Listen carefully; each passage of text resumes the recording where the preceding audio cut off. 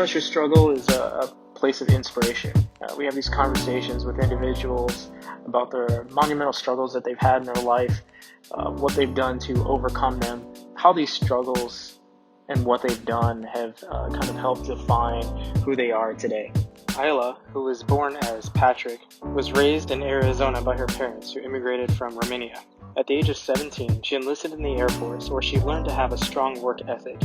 Her passion for becoming a barber came to life after taking on an apprenticeship at a Latino barbershop, where she totally fell out of place. But it was that strong work ethic and attention to detail that caught their attention. Her biggest struggle was a transition while being part of a male-dominated industry. What's always kept her going is knowing that when shit gets tough, don't stop and keep pushing. Light that shit up. All right. I don't have an ashtray, so this is going to be interesting.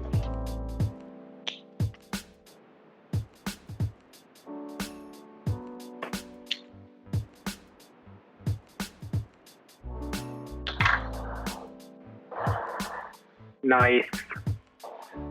All right, cool. Okay, now it's sweet. Now it's time to do an interview. Agreed. Sweet. All right. My name is Isla Gray, and I am a barber. I've been barbering for a couple of years now. I'm 29, from Phoenix, Arizona. High school graduate, a little bit of college. Changed my mind like 3 times on what I wanted to be. So I'm just a little bit of a jack of all trades with education. Born and raised Phoenix, West Valley. Parents immigrated here. And I've been here in this country with my mom, dad, and brother and sister since I've been born. So, yeah. Where's your family from? Romania. My parents immigrated from Romania in '89, December, during the communist ruling of Ceausescu. So it's scary how relevant a lot of stuff is right now with my parents' past and me kind of being similar towards the same age of how old they were, except they were a bit younger, actually. So, yeah, they left when they were in their early 20s. So that's awesome. That's crazy. And then you've been here your whole life, so that's even, like, people from Phoenix, like, native to Phoenix, that's kind of hard to find because Phoenix is such a melting pot of so many different places. Dude, we're unicorns. We're totally unicorns. Hell, dude, I remember when I was in high school, everyone would always say to stay the hell out of Phoenix because it was so sketchy. And that was in 2008 when I was a senior. And now, looking back at it 10 years later, I live here. Yeah, exactly. I used to work downtown. I used to run a shop there. And I still love going downtown. So it's just a complete 180. I love the neighborhood up here that I'm living in, and it's super rad. It's super nice, and it's quiet. The neighborhood, I dig it. The neighborhood, yeah.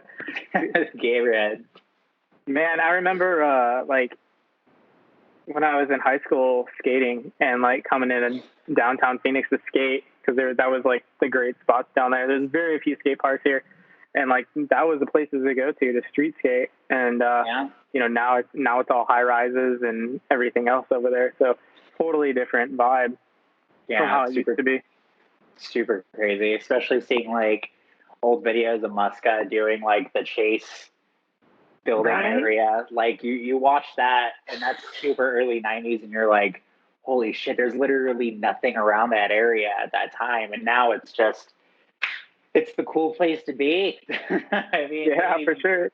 They also brought a lot of younger crowd to it because of the college, and they did a lot to the city, and it's been really, really, really cool seeing all that happen.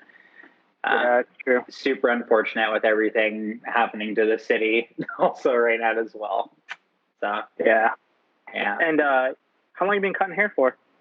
I've been cutting hair for roughly 5 years now. Professionally, 4. I went in July of 2014, and I ended up graduating in October of 2015. So it took me about year plus couple months. I just took advantage of my GI Bill because I was using all my VA GI Bill money for my license, and it all worked out perfect. It was really cool. So you were in the military? Yeah. I super crazy. I was in the military, did my little enlistment. I enlisted at 16, and then I went in at 17, and then I finished at 21. So yeah, it was an early time. What branch? United States Air Force. Wow. And did you get to travel around? Nice. So it was super awesome, but at the same time, it's really funny. I got to go to Texas. I did all my training out there, from basic training to tech school, and then after leaving Texas, I was stationed in Las Vegas, Nevada, at Nellis Air Force Base, and I just turned 18, like, from all that training, and I spent my birthday there, and it was pretty shitty that I had to spend all my underage years in the military in Vegas. So yeah, it was cool. I got to see a lot. It wasn't being able to go to other countries. It was the opportunity being able to work with other countries is what I was able to experience. And still to this day is one of the coolest. Still to this day, it is one of the coolest parts of my life that I can absolutely, like, always look back on and smile. Yeah, that sucks that you're in Vegas, though, when you were not 21 yet and really experienced it. Right, yeah, but I mean, right as soon as I turned 21, because for years I was a DD, but right as soon as I turned 21, all my supervisors, all my, like, dudes that I was stationed with, everyone took really good care of me. So it was really rad. Everyone made sure that I had the time of my life. So it was really fun. I bet. yeah, for sure. Super fun. Definitely. And then when you got out, you came back to Arizona? Yeah. When I got back, I ended up coming back to Arizona right after I got out. I tried staying in Vegas for a little bit. It just backfired. I couldn't do it. I was in a relationship at the time, and it kind of just went south, and I had no reason to be there anymore. So yeah, I ended up coming back to Phoenix and started my adult life out here, technically, because I went in as a kid. So that's true. Missed all those years of being a late crazy teen, but it was cool. It was cool moving back and, trying to hop back into things. Was life a lot different, like, once you got out of the military? For sure. Totally, for sure. Still to this day, I talk about it at least, like, once a day, and I'm just like, oh, I'm that person. I am that person. But it did a lot for me. It showed me that I was able to go further than I thought I could. I hate saying no to stuff. Like, I make sure shit gets done. I see, where some advantages in, I don't know, personal discipline have taken me, and that was all from being experienced in the military as well. So yeah, there's a lot that I've, benefited from as well. Probably your work ethic, I'm sure, has a lot. Yeah, OCD for sure. Like, I fold towels at work all the time.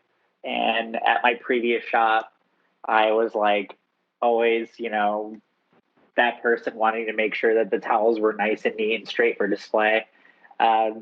Even if my barbers ask me why, it's just like, just because, just do it. So yeah, it's, I do see some stuff, like that attention to detail still gets me, but hey, it benefits me in my job. So right. just roll with it. Yeah. So what inspired you to get into going to barber school? Oh man, that was a crazy, crazy story. I was, fresh out of the military, and I was working in a private practice. I was doing prior auths, and um, I guess the best way to put it is like prescription requests from like the pharmacy. They would send in faxes to make sure that the doctor, would okay that refill. I saw an intro to going into the medical field, and when I was in the medical field, I really learned that it wasn't for me at the time, I guess I should say. In the back of my mind, I kept hearing my late friend keep telling me barbering is going to be the next big thing. And he kind of gave me the heads up on that years before. And I just randomly thought about it. And I was just like, whoa, why am I thinking of this? And every single time it would, I would see someone or I would see someone doing something and I just saw cutting hair. My best friend's little brother just became a barber at that time. I was like, dude, what the fuck? I was like, what is all this stuff like happening around me? I was like, why is it? It just felt serendipitous almost.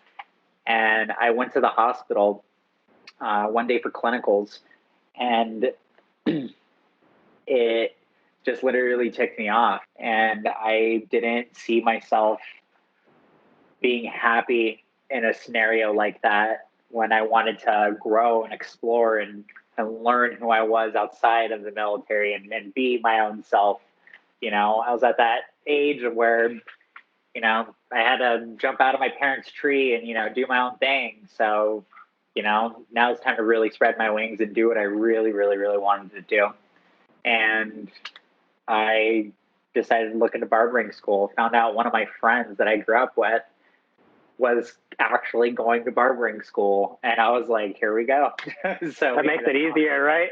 It was crazy. We were talking about it. He was military just like I was. I was literally in school, and I was doing the whole, imaging route. I got all the paperwork and everything set up from the VA, so I didn't have a stop and pay from being a student. I went from going and finishing my imaging school, it was like semester on a Friday, and I started barbering school on that Monday. And nice. I went, dude, it was crazy. Went straight in, looked around. The school was just falling apart. Like a sink broke. Like it started pouring water and flooding. And these kids were bumping fucking Daddy Yankee in the background. And I was like one of the two white dudes there. And I was like, holy shit. Like, this is the crazy. What did I just do? Like, oh my God. Like, dude, I was so stressed out. But right as soon as I finished my first day, I really just felt like I made the best decision. And it was the coolest thing ever. So it just worked out. It was one of those things where you just kind of had to trust your gut and take it for what it is. And also, I figured, if you're young, you can mess up and you can bounce back fast. So that was also a thing. So I figured, hey, that's true. I'll give this a shot. And, if I mess up, at least I'm messing up in my 20s, not like later on in life. So, but yeah, now it turned out it was really fun. I've learned a lot, and it just keeps pushing me in different directions and helping me meet new people and discovering who I really am. It's really cool. Yeah, because you worked at like a couple different shops and then like managed your own shop and you've like not only like been in that position of cutting hair, but then actually like running a whole shop by yourself too. So that's really huge and awesome to do within 5 years. Oh yeah, no, it was such a great opportunity being the person that people went to for help with cutting hair or putting the music on or setting up a product display or learning how to use a product, it was a very humbling experience. I look back at it and I'm like, holy crap, I was that person that people came to for, doing stuff like that. And I, wasn't even at my, 5-year mark doing all that Crazy. stuff. It's nuts looking back at it, but, now I'm finally tuning my own, I guess, just working on my own craft now and focusing on myself. And it's been really cool. Yeah, it seems like that whole like your drive and your passion for it really accelerated that progression, which is that's badass. For sure. Absolutely. Just, so what's been your like biggest like monumental struggle that's gone on in your life? So I know there's a lot and everyone's like, oh, I have a whole list. So, I mean, yeah, I get that. But like, for sure, there is that time where you look back, no matter how far back it is. And that's like that monumental time. Oh, get ready for it. To do it. Transitioning. So transitioning was a really, really, really, really hardcore struggle. I look back at photos of myself from 5 years ago, and I see how overweight I was, how depressed I was, how just lost I looked. And, I look at myself now and I'm like, holy crap, like that's all, factors of, suppression and depression and abuse. And it was a really, really, really hard time. I was with a partner when I came out, and she kind of, helped me say, like, hey, it's time to, be you, do you. And I, slowly eased into it. How long ago was this? It was about a couple years ago now. It was, I hardly even remember anymore. Plus, I just smoked that joint. Dude, you're testing me with this. I want to say I came out May like 16th or 17th of 2000. I want to say 18. Okay. Yeah, so that was when I like officially came out. I came out the day after I opened up my downtown location with a local barber and shop, and that was pretty hardcore. But just like not even just having transitioning being a struggle, and that one of the biggest struggles was battling my inner thoughts of transitioning in a male-dominated industry. That's what fucked with me. Like that was what killed it. Because, dude, when I apprenticed, I apprenticed under the fucking table at a Chicano fucking barbershop. Like, it was so hardcore. And I made friends with these people. It was really fun, though. I was looking up and apprenticing under one of my friends, and he's one of my friends that's Mexican, and he, and we grew up, we went to the same school, we were well acquainted with each other. He was in that, metal scene, that rock scene, and, we always had a lot in common. He was actually apprenticing at that barbershop. So one of the very first things he told me was go on Instagram, find a fucking barbershop that fits your style, that looks like it suits you, and fucking report back. And I was like, all right, dude, cool. He was also military as well. Oh, Miguel. But we ended up we ended up meeting up at school like the next day, and I told him, I was like, dude, I found a fucking awesome shop on Instagram. Really cool. These guys are awesome. They're into like motorcycles and shit. It's kind of like a rockabilly type rocker theme. It just seems really cool. He's like, oh, what is it? Let me see. And he looked at it and he's like, dude, you fucking asshole. It's the shop I'm pricing at.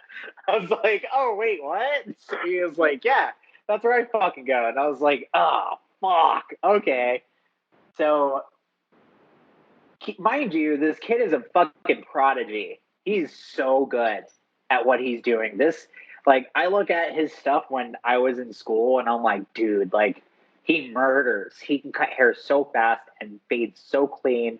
He's just very militant with it. It blows my mind.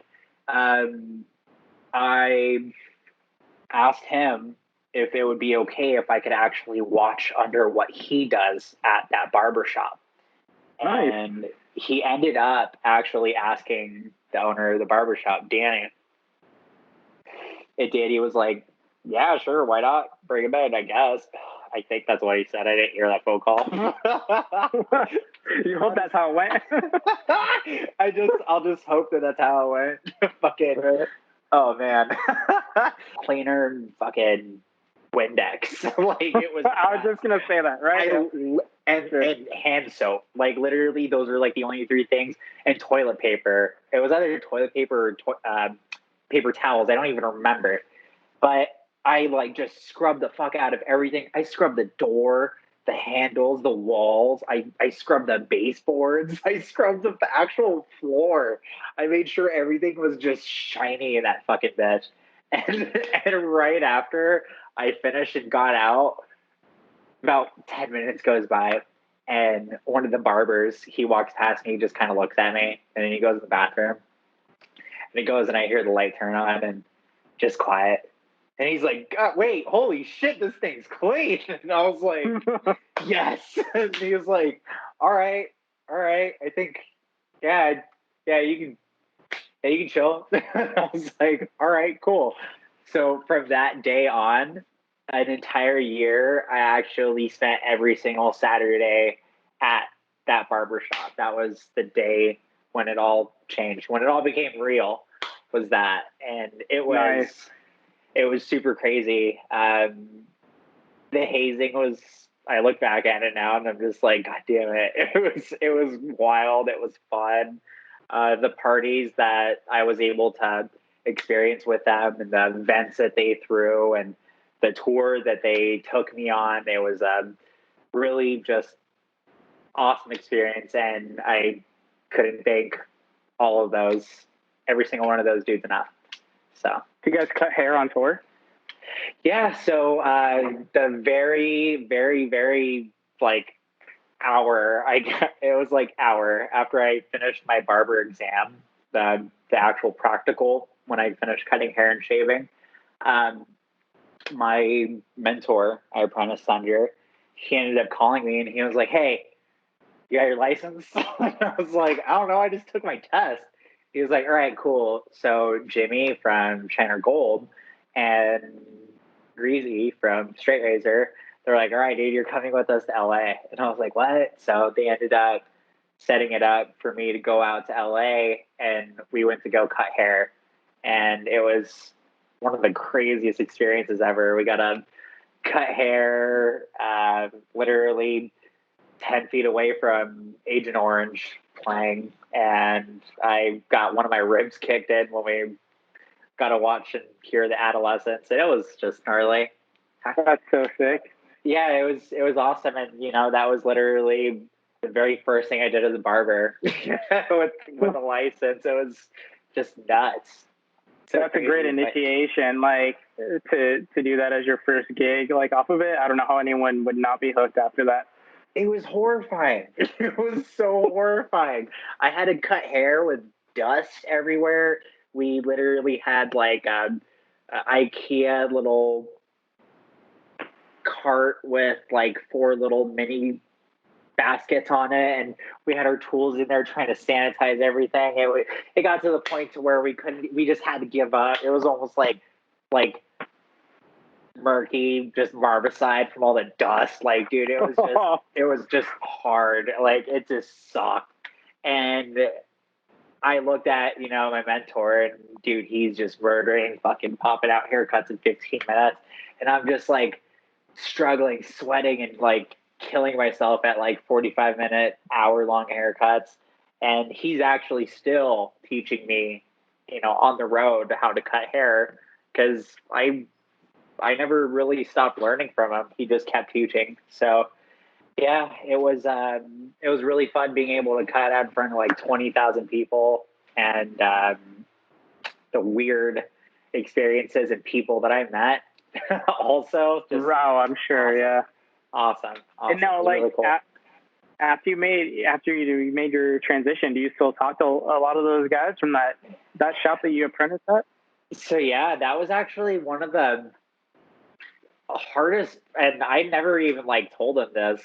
It was one of the hardest parts about transitioning and trying to talk to the dudes that helped me out in the very beginning. I felt like they were my family, and I still talk to them to this day. And when I came out, everyone was hella supportive, like, for sure it came as a shock. That's badass. As a shock, but everyone was like, yo, dude, like, still homies. And I was like, that's awesome. Jesse and I, we worked for years together at the local. He ended up going from straight razor to the local, and both of us ended up moving to Phoenix. George and Nips, they ended up going over to Goodyear, and then Greasy ended up staying over at straight razor until he ended up finishing up there. But yeah, no, it was all those dudes. They all still, we all keep in touch. We all still talk shit, with each other. So it's really cool. That's so dope. Really cool. That's great. Yeah. That's awesome to have that support around you. I'm glad you have that support. Yeah, dude, it's crazy looking at it. Like, those dudes are tough, but right? having them, have my back, it makes me feel like I'm invincible. It's really cool having awesome support and having amazing allies. Right. Yeah. Exactly. And so, was that struggle just like talking to them, or like what was that with that whole situation? Dude, or was honestly, it beyond just that? When I like came out on Instagram, that was like just like quickly like ripping off a Band-Aid. But I swear to God, trying to like come out to my closest dudes like that was so hard, because I had a feeling that they were just going to be like not cool with it. But everyone's their own worst critic. They're always going to think negative, and I was just really scared, and they showed me that wasn't the case. That was really cool. So yeah, because everyone kind of had your back, right? Yeah, it was really cool. From all the times that I've dropped the ball and fucked up in the past, and all the stupid, crazy shit that I've done, everyone's always still been my friend. So it's been really, really, really rad. That's awesome.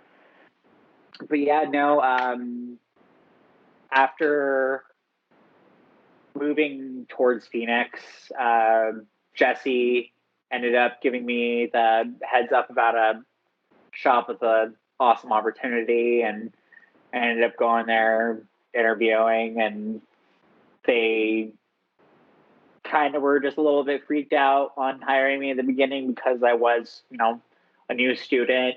They were a really brand new, nice, upscale type shop. They wanted to have people who could cut. They wanted, hitters.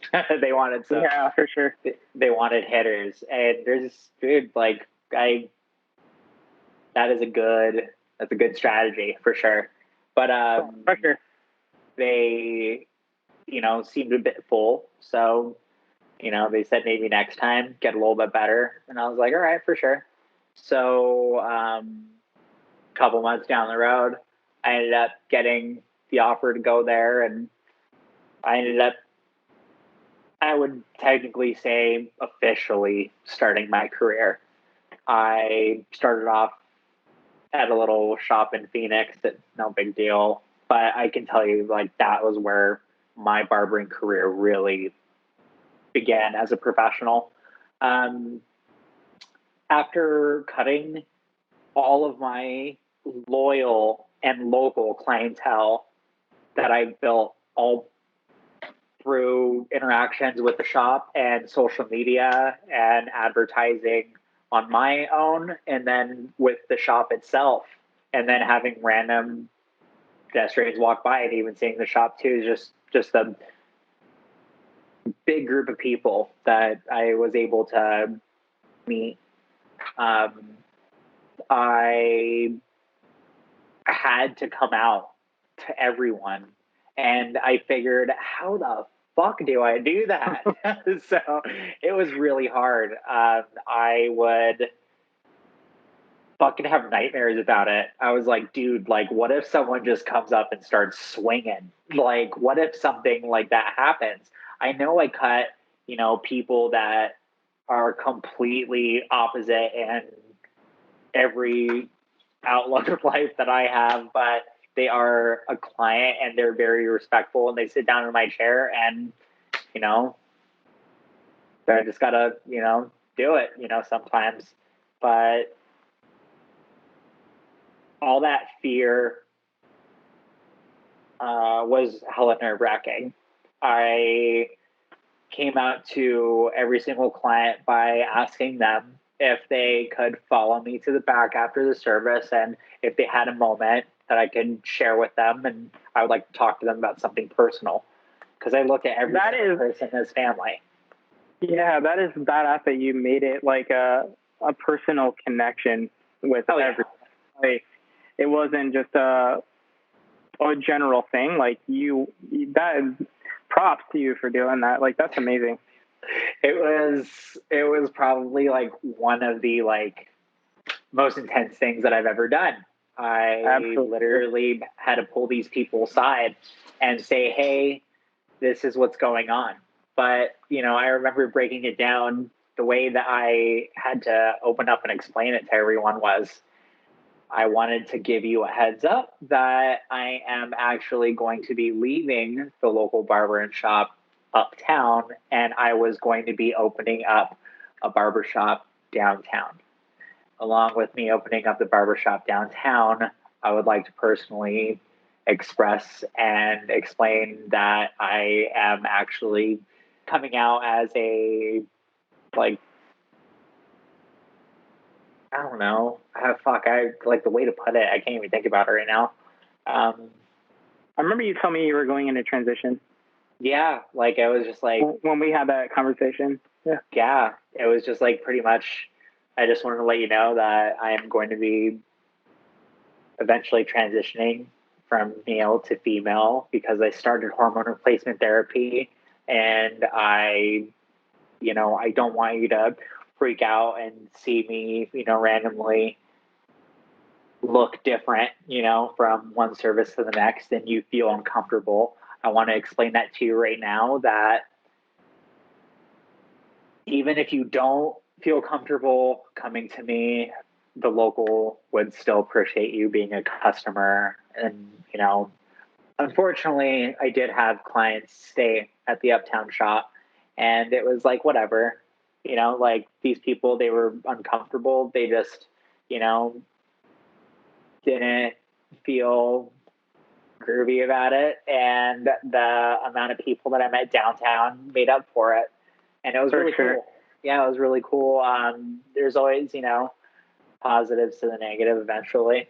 But yeah, I mean, you can't please everyone, and there's always going to be those people. So for sure. And it was, I didn't really take it too personally because I expected like a lot of people to not be on board with it. But it turns out a lot of people were on board with it, and that blew me away. And I was like, whoa. It took some transitioning for people to get used to the downtown location, but eventually got to the point to where we were picking up a little bit of traffic, and it was really rad. And I, couldn't have been any more grateful. I officially socially transitioned working at that shop too as well. I remember when I was first starting to transition there, I was literally going in, only dressing up as my new self on Fridays. It was like my casual Friday almost. And that Nice. I was able to like slowly ease in with that. And that was really cool. My skin on my face was super sensitive. I couldn't shave all the time. I was just super new to getting, used to everything and still developing a style. And it was just I was very lost and uncomfortable, and I just didn't know what was, suiting for me. But eventually, after meeting my partner, she hooked it up. She was like, "Hey, what's up? Here, you got to wear this." I was like, "All right, cool." Yeah, but now you rock it.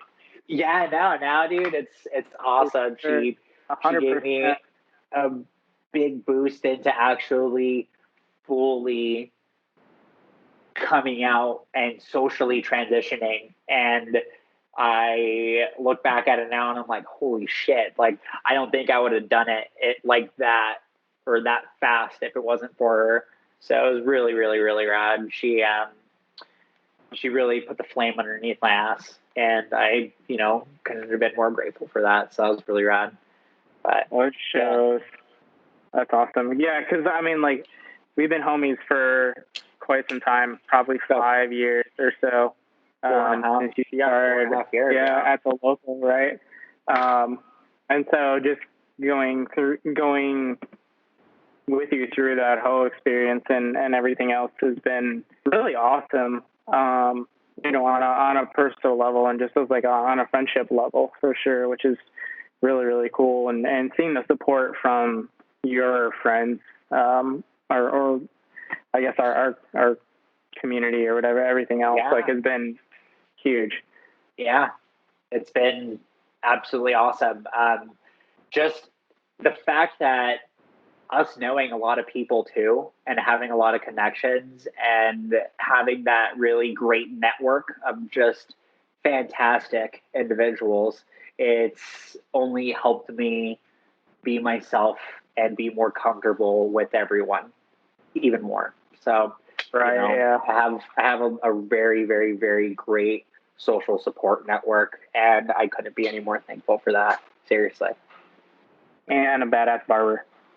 Hey, I try. I seriously like one of the best in town for sure. So, and now you're like freelancing, right? I am completely independent now. Yeah, I ended up telling myself, hey, I have a feeling in my chest. 2020 is going to be a big year. My partner and I, we've talked about it. She, again, put another fire underneath my butt and told me that I'm good enough to, apply wherever I wanted to apply or work wherever I wanted to work or do whatever I wanted to do. And I literally looked at her like, what? I was like, what are you talking about? Like, no, I can't. But she literally pushed me towards the direction of being my own boss and being independent. And I look at it now, and all those sacrifices that were made through everything led me up to this point and meeting her and her showing me what I could do and it leading me up to where I am now. It's just absolutely rad. Yeah. Yeah, no, it's definitely a lot more work than I thought it would be for sure. But it's so rewarding. It's so rewarding. It's really rad. So it seems like meeting your partner really helped you through everything and like support and just the process and all of that was like a huge thing in that time of your life. For sure. Well, that's awesome that you have that because I don't think everyone has that opportunity. And so you're very fortunate to be able to have that. Honestly, I couldn't agree with you more on that. Right. been given opportunities in the past with relationships, and I was very bad. I just destroyed, burned bridges, and I was just this young, reckless kid. Like, it was just, I look back at it and I'm just eye rolling so bad right now. Like, what was I thinking? Hold up. What would you say to your old self then as that old reckless kid? Like, ooh, that is the question. that is one of the questions. If I was to tell myself anything, like younger self, if I was to tell myself anything, I would say be honest. Be honest with yourself. Don't half-ass everything. Give everything you got into everything, whether it comes down to fucking tying your shoes a certain way to make sure that everything looks nice and neat, to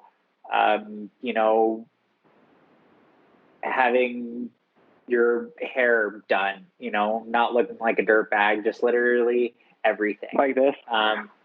No, God. Kidding. No, I'm just kidding. But yeah, no, just being honest, being professional, being positive, and shutting the fuck up when being spoken to. That's also the big one. That's a really big one. When you don't talk, you can listen and you can learn a lot. So that was one thing that I used to do, was talk. So I think that would be a really good one. And no matter, I guess, no matter how hard shit gets, the universe tends to, make shit work if you're, a good person. So keep doing good things and good things will happen to you. So yeah, I'd say one of my biggest inspirations is my daughter. My daughter literally changed the way I look at life. When I was a father, looking back at it back in the day. Right, yeah. I saw the change in my attitude, but at the same time, that suppression and not being able to be myself and having my world in front of me, it tore me apart. And eventually, I just feel like if I didn't have my daughter, I wouldn't be where I'm at today. She really pulled the word failure out of my vocabulary. When she was born, I was like, dude, this is it. I was like, this is nuts. Oh, hey, the Ford model. Yeah. Dude, yeah. That was a good time. Oh, we were at Form together. It was fun. Rest in peace. Rest in peace. Yeah, exactly. Damn it, man. Oh, so bummed out. Oh, so bummed out. Anyways, yeah, no, she definitely showed me that if I have someone depending on me, I am very capable of doing things that I would never thought that I'd be capable of doing. If I was very, tired in the past, I would see her, laugh and smile right as soon as I'd get home, and I'd have to pull that energy up and just be super happy and, play with her and spend time with her and just love her. And it really showed a different side to myself. And I was like, well, being able to say that transitioning when she was so young, that it helped, it is something I'm extremely grateful for. They did, say in the beginning that the earlier I would transition, the easier it would be. to, transition in front of my daughter, for her to be comfortable with everything. Because the last thing I would ever want, but the only thing that was on my mind was letting my daughter down. It was like the most bizarre thing. Yeah. She's so young and she doesn't, have an opinion on anything. And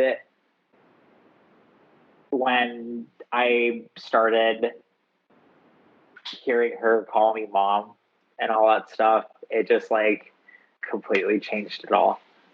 And it's been really rad seeing, just her see me as her mother now and not even referring to me as dad. It's just really cool. And that's been also a really big thing too as well. I feel like that darkness that she kind of pulled me out of,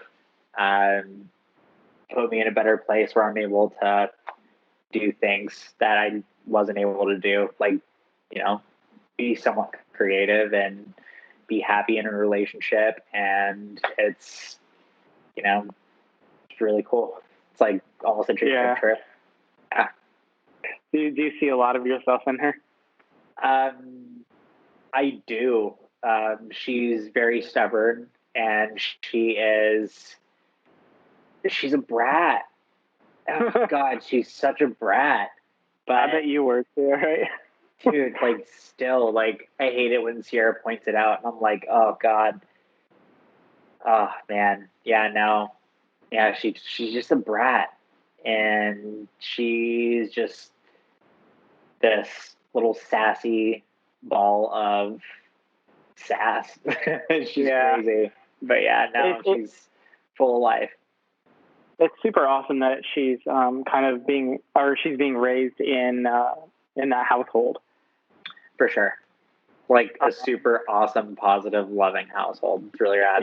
Exactly. Like everyone around here, gives her love and support. And she's very fortunate to have that. So props to you for making that happen. The thing that I could tell a person wanting to become a barber, or just any young individual that wants to really try something and do something different, I guess, whenever shit gets tough, don't stop. Just keep going. Just keep pushing. Like, honestly, it's only going to benefit you. It's going to get tough no matter what. It's tough no matter what. Like, even as a professional, dude, like, there's some days that are tough. Not just physically, mentally. Probably sometimes more. Mentally, because you can have a client tell you something that can, make you think all day and make you sad all day or make you happy all day. There's just your brain works a lot. So, just keep pushing through and don't give up. And once you make that first cut, you can't stop. You got to keep going. So nice. That's always been my thing. Cool. How about you have Instagram or Facebook? My Twitter? Instagram, Old Flirty Bastard. You can hit me up on there. You can always hit that follow. You can always hit that follow button. You can do whatever you'd like to do. I don't care. You can even shoot me up a text and say that I suck. I don't even mind. You let me know and you do you, and hopefully I can tell you suck back. Oh yeah. Awesome. Well, I really appreciate it. This was awesome. Thanks for hanging out. It was Seriously. So good, for sure. Thank you so much. I really appreciate it. You have a great night. Don't get fucking shot by the police, please. I'm gonna try not to. I'm downtown, so we'll see what happens. Like, who knows what's gonna go on? Crazy times right now, and that's a whole different podcast that we can get into at another time. Fucking A, man. All right, dude. You have a good night. Happy Pride Month, and enjoy the rest of your week. I'll talk to you later. Thank you. All right, bye.